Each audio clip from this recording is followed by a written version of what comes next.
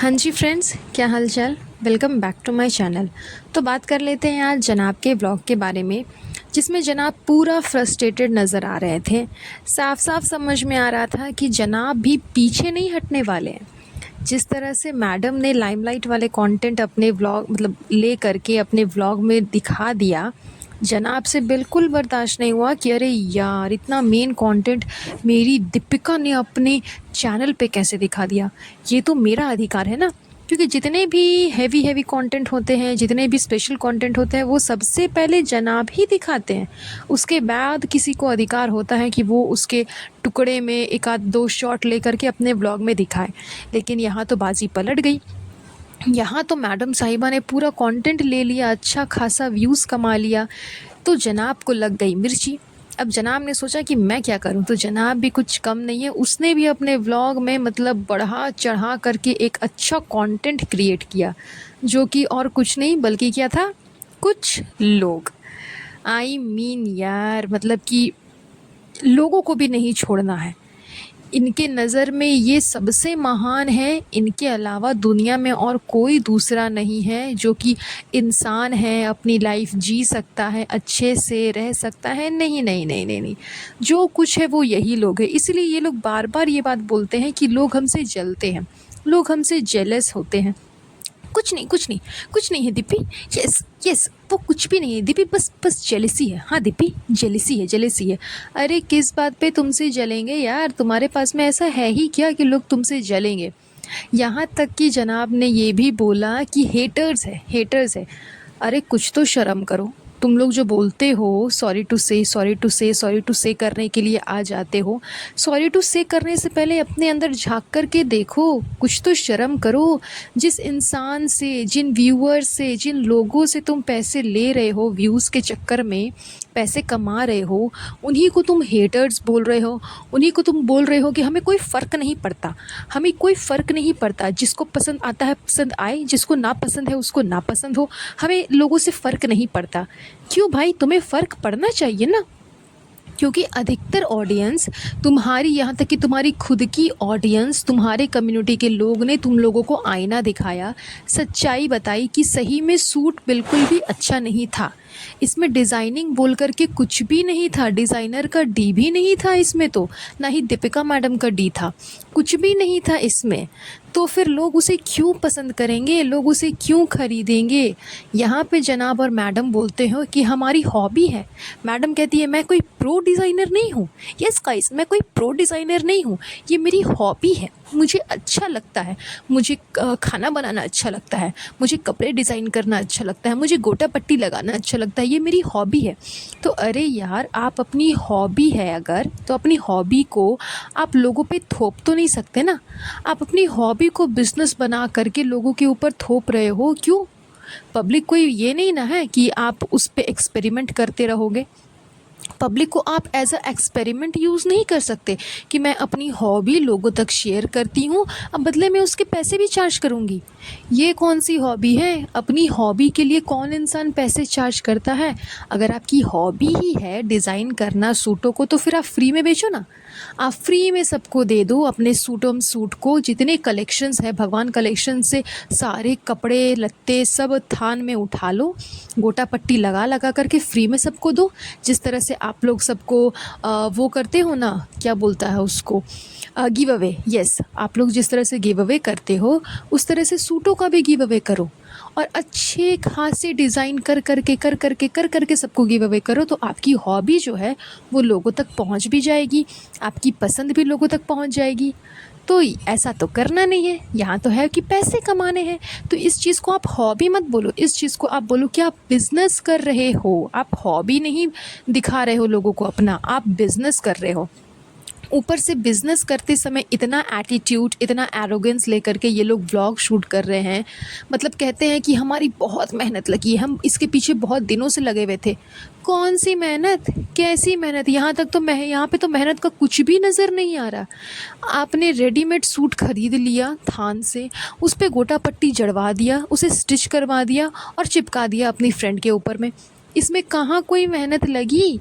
सब कुछ आपका ऑनलाइन है। आपको बैठ करके एक एक इंसान को कपड़े दिखा दिखा करके नहीं सेल करने हैं। उनसे पूछो जिनके कपड़े की दुकान है, उनके पास जब एक कस्टमर आता है तो उस एक कस्टमर को वो हज़ारों कपड़े दिखाते हैं, उसमें से एक वो पसंद कर के लेके जाता है।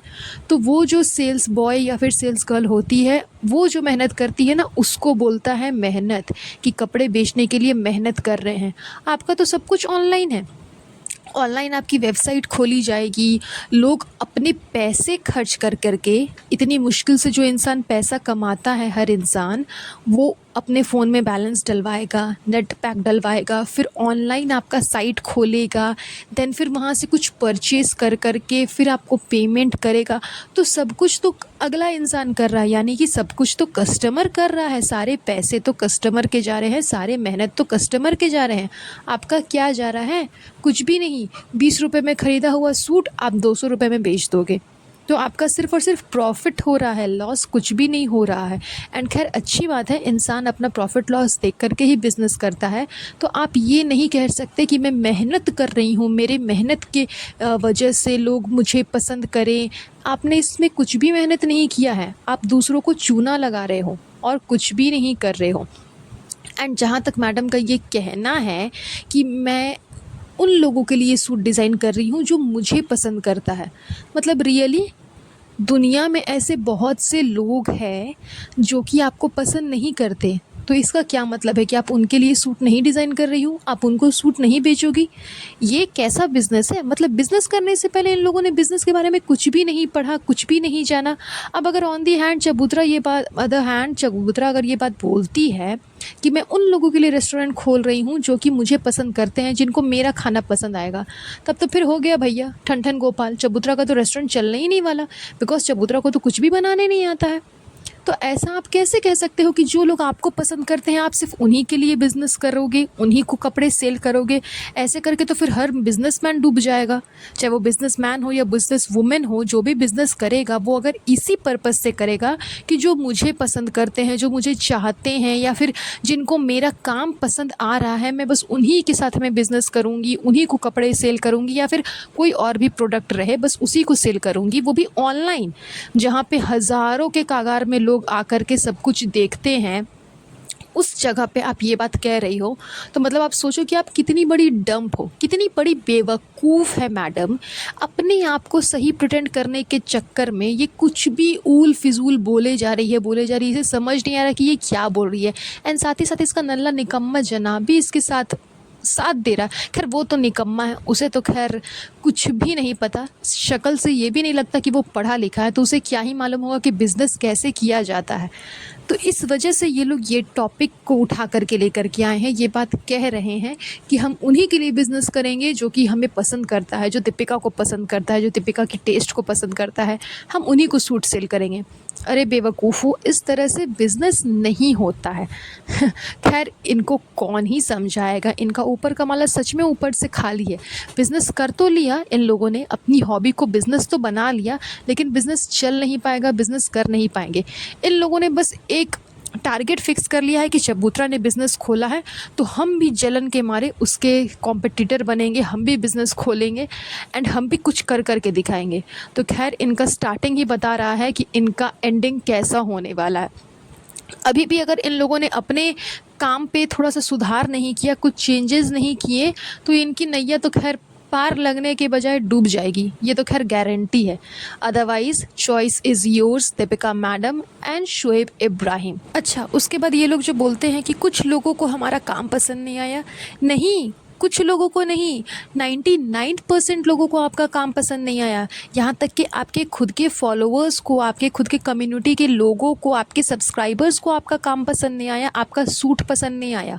हाँ, इसमें कोई डाउट नहीं है कि आपका सॉन्ग बहुत अच्छा है, आपका सॉन्ग पूरी जनता को पसंद आया है, यहाँ तक कि आपके हेटर्स, आपके सपोर्टर्स सबको पसंद आया है, लेकिन आपका सूट आपके फॉलोअर्स तक को नहीं, आपके सपोर्टर्स तक को पसंद नहीं आया है।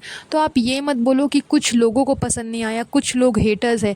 जी नहीं, जो आपके चाहने वाले हैं उनको भी पसंद नहीं आया, क्योंकि वो सही में उस लायक का था ही नहीं।